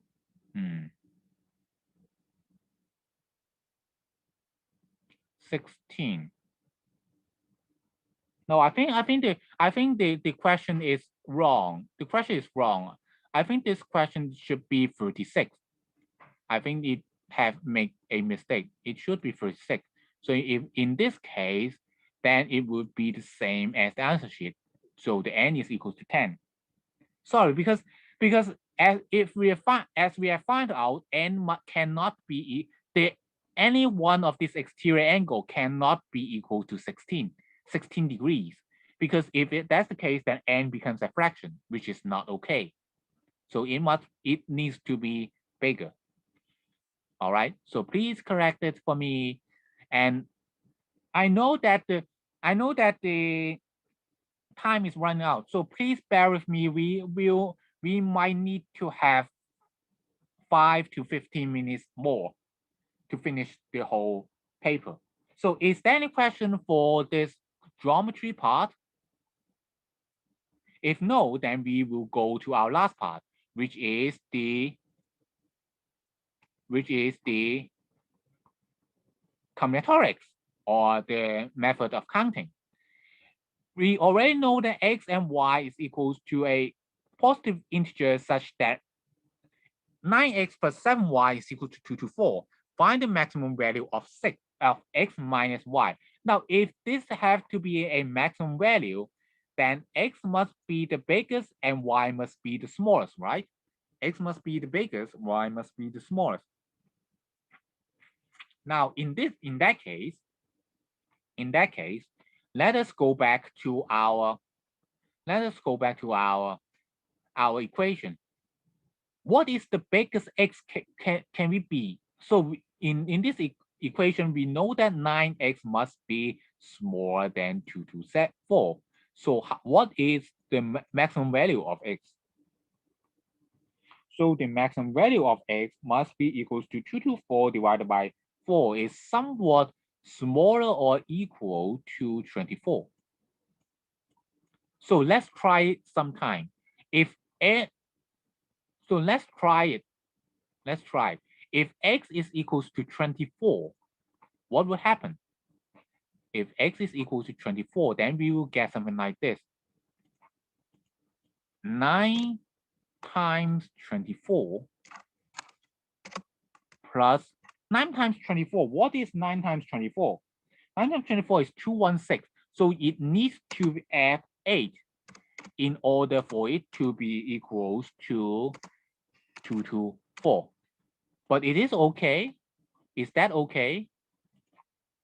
Is that okay? Can we find a number y such as 7y is equals to 8? No, we cannot find such y. So this is not okay. So we need to get a smaller x. Now let's try 9 times 23. 9 times 23, which is equal to 17. 17, and then we get this is still equal to 224. Now we get this is equal to 17 because we just need to add 9 to 8, right? But again, this is not okay because 17 is not a multiple of 7. We have to do this until we go to 9 plus 21. I think it is 21. Yes, 21. And then when we multiply by when we plus 35, and we get 32 to 4. This is what we need. This is what we need. So we know that x would and that time would be equals to in that time will be equals to 21, while y is equal to 5. So our answer is 21 minus 5, which is equals to 16. All right. The answer is 16. Okay, next. Next. It's known that A, B, C, D, E are integers and all of them are greater than 3. So find the number of solutions of A, find number of different ways for we to have for A, B, C, D, E equals to 21. Now, this question looks formidable. Whoa, there's so many different ways, but actually think about it. They are greater than 3, so they must be at least 4, right? At least 4. But if A is at least 4, B is at least 4, C, D, E, all of them are at least 4. So this number is at least 20. It's just off by 1. So it has a very, very tiny solution set. The solution set is the following. Because there's just one left, we can put this one in A or in B or in C or in D or in E. So it must be 5, 4, 4, 4, 4, or 4, 5, 4, 4, 4, or 4, 4, 5, 4, 4, or 4, 4, 4, 5, 4, or 4, 4. It just means that each one of them, at least one of them can be equals to 5, and all others must be equals to 4 because it is the smallest number. It cannot be anything bigger. So this is the all solution set. So there's only five different ways to do it. So the answer is 5. So this is 26.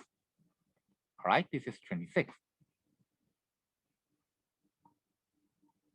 For question 27,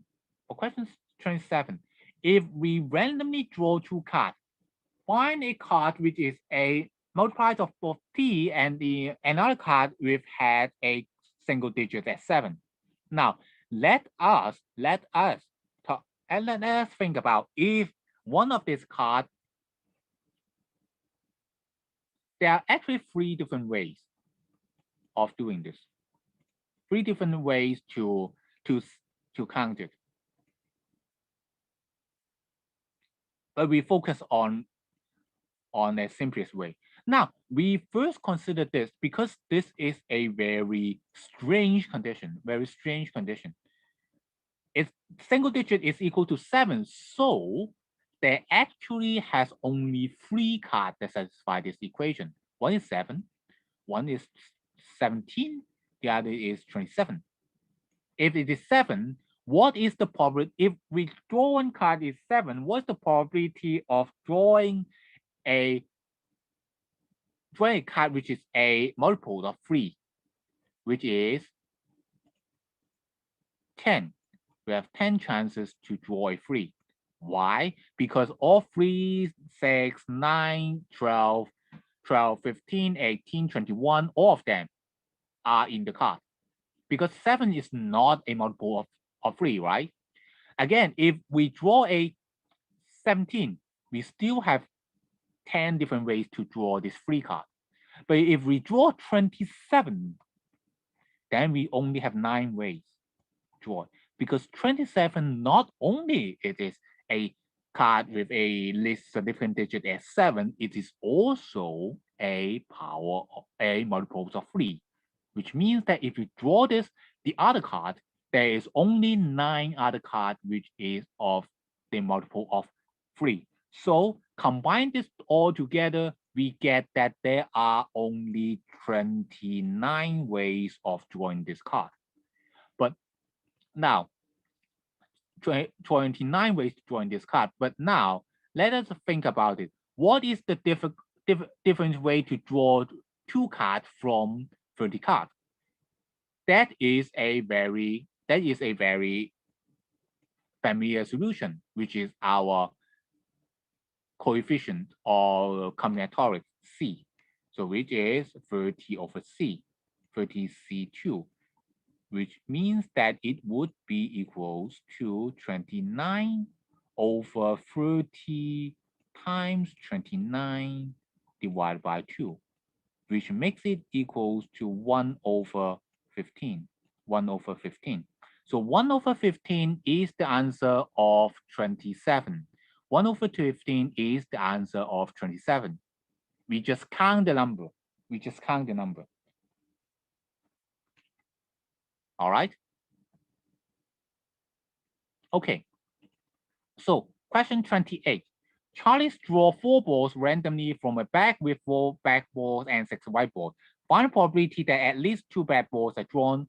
Well, because we just draw 4 balls, we can actually consider all 3 conditions. One, the first situation is 2 black balls, 2 black, 2B. The second question is 3 black balls. The fourth question is all they draw is black balls. So what's the probability? What's the combination of it? The first one is equal to, because we draw 2 black balls, so we draw the two of it from the 4 black balls, and we draw 2 white balls from the 6 white balls. So it is 4C2 times 6C2. The second one we draw is 3 black balls, so we draw a 4C3. We draw 3 balls from the 4 black, and we draw 1 from the 6 white balls, and the remaining one is equal to 4C2, 4C4, because we draw all 4 black balls, right? So at the end of the day, we know that the denominators is exactly the sum of these 3 numbers. Now, what is the sum of these 3 numbers? Now, the first number, 4C2 is equal to 4 times 3 divided by 2. So it is equal to 6. So it is 6 times 15. The second number is equals to 4 times 6. The third number is equal to 1. we know that this must be equals to 650 is 90, 90 times 24 is 114, so this is 115. Denominator is 115. How about the denominator? Denominator is we randomly draw 10 balls from, we randomly draw 10 balls, we randomly draw 4 balls from 10 balls, right? So we get it is 10C4. Now 10C4 is a very big number. So we will calculate it. We can calculate it, and then we can get it is equals to 210. Of course, we can cancel it all together. We can cancel it more because both of them will have a common factors of 10 of 5, right? So this is 23. So at the end of the day, it is 42 or 23 over 42. It is the solution of 28, question 28. We just separate it. Of course, if you think about a little bit more fancier, you can calculate instead the probability of less than 2 balls, which is simpler, but then you need to subtract it, which makes it a little bit more difficult. Both of them are okay. All right, this is question 28. Now, I'm sorry, it needs about 8 more minutes. We will probably end our lesson in 8:10. So find the number of set of positive integer solutions such that a plus b is small than or equal to 28. Of course, we can now make an extra number c such that the sum of it is equals to 29. Now, if they are equal, if a plus b is equals to 28, then c is equal to 1. If a plus b is equal to 27, then c is equal to 2. So we now change our equation from a inequality to a equality. So how can we calculate this question? This question is simply means that we have 29 balls. We have 29 balls, and then we need to fill up 2 spaces within the spaces between the balls such that we divide it into 3 different parts. We divide it into 3 different parts. And the first part, for example, like this, the first part, this part would be this 2 ball will represent A. The next part, this will represent B. And the last part will represent C. So because there's 29 balls, which means that we have 28 gaps. So we have in here, we are choosing 22 gaps from 28 gaps. So the answer should be 28 over 2. So this is 28 times 27 divided by 2, which means that it is equals to 27 times 14, which is equals to 378. 378. All right. So this is question 29. Now, one more question. It will be we will finish very soon. One more question. Now, question 30. If we have 4-digit number, 4 numbers, such that its 100-digit is larger than its unit digit, well, we can count it by numbers. Now, if its 100-digit is larger than its 3-digit, now since we have a 4-digit number, right? We have a 4-digit number. Since our last digit at least it is equals to 0, right? It has at least equals to 0. So if it is equal to 0, which means that our 100-digit must be start from 1, and our 1000-digit has 9 possibility, which range from 1 to 9, and our 10th-digit has 10 possibility, which range from 0 to 9. So we know that So we know that if our 100 digits is equals to 1, there's only one chances, which is the unit digit is equals to 1, which composite into a total combination, which is equals to 9 times 10, which is equals to 19, 90. So because there's only one chance here, one choice here, if it is equals to 1. How about it is equals to 2? If the 100 digits is equals to 2, both of this is also equals to 9 and 10. But now the single digit has two possibilities, so it encompasses into 180 different ways to do this. So you can see that all these numbers are all the 1,000 digits and the 10 digits is always 9 and 10, but the cent digits, as we going to be a larger and larger number, it can be go from 3, 4, 5 up to 9, right? Up to 9. So at that time, it would be equals to 9. So we have 19, 18, 90, 180, 270, and at the end of the day, we'll have 810. So we know that the sum is actually equals to the sum is equals to 90 times 1 plus 2 plus 3 plus dot dot dot equals to 9, right? So we know that the sum in the following is equals to 45. So it is 19 equals to times 45. What is the answer of it? The answer of it is equals to 4050. Now, if you have the answer sheet, please correct it for me. There's a typo. It's not 54500. It's 4050. 4050 is the correct answer. So now we have finished all questions. Do you have any questions? If yes, then you can stay here to ask me. If no, then thank you for your patience. Thank you very much. Thank you for your tolerance.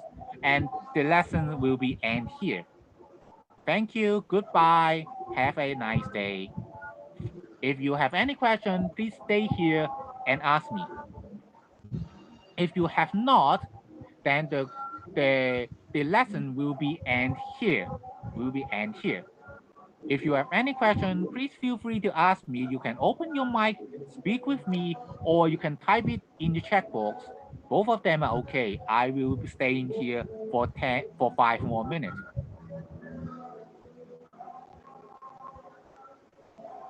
Thank you. Thank you very much. Thank you for your patience. Thank you. Thank you all of you. I know this question is difficult. So thank you very much for to stick with me to study all of these questions.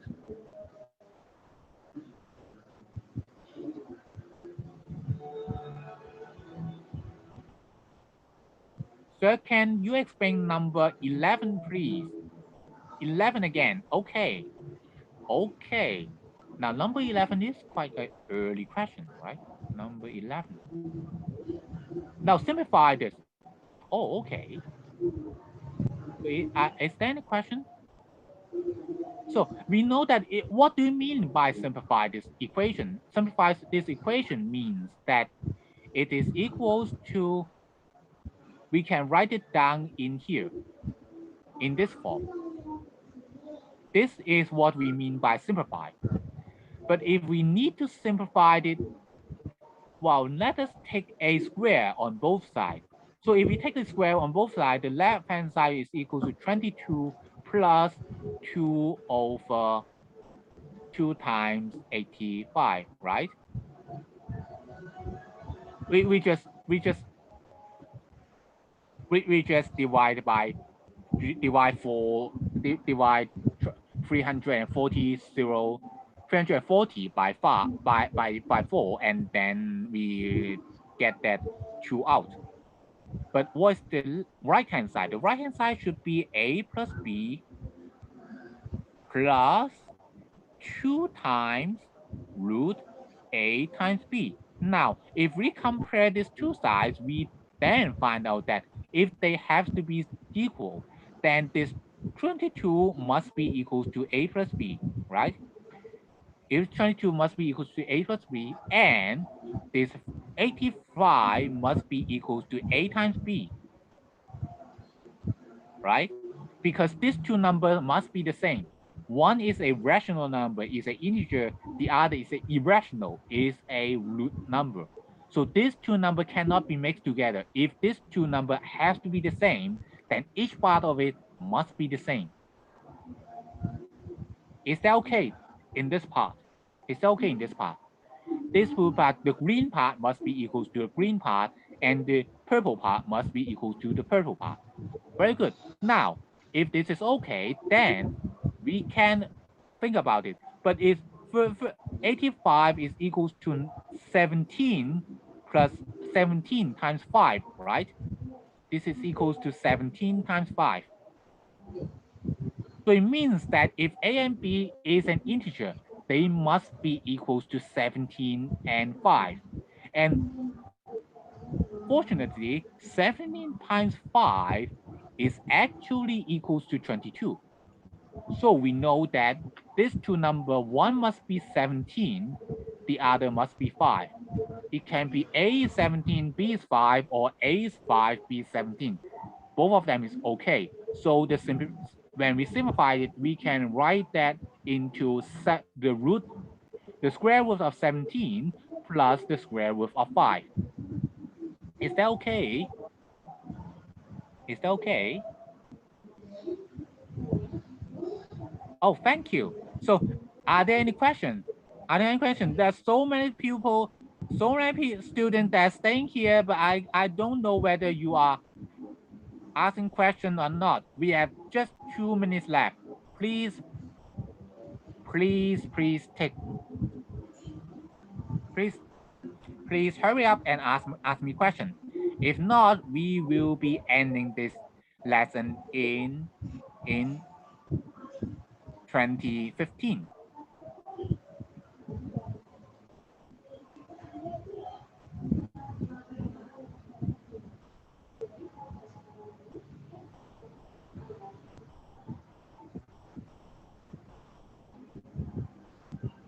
Thank you very much for your patience.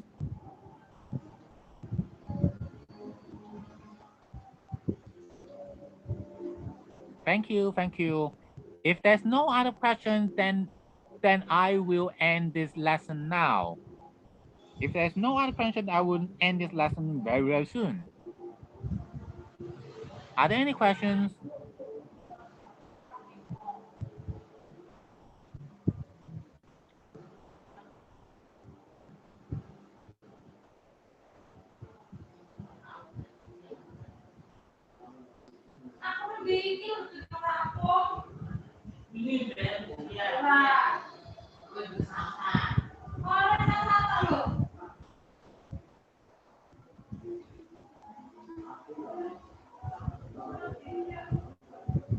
Okay, thank you very much for your attendance. Now is 2015. I will end this lesson now. Thank you very much for your attention. Thank you very much.